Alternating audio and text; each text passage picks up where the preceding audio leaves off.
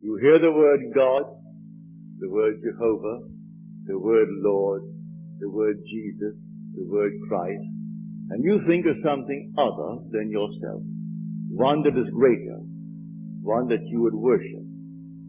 Tonight it is my purpose to show you that God and the I of man are one. When you say I am, that is the God of Scripture. And find as you are, you think, how could it be? God created the universe and sustains it.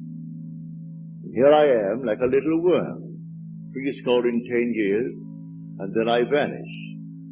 But now I'm going to tell you that you really are God.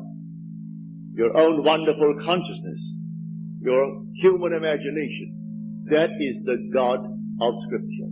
And there is no other God.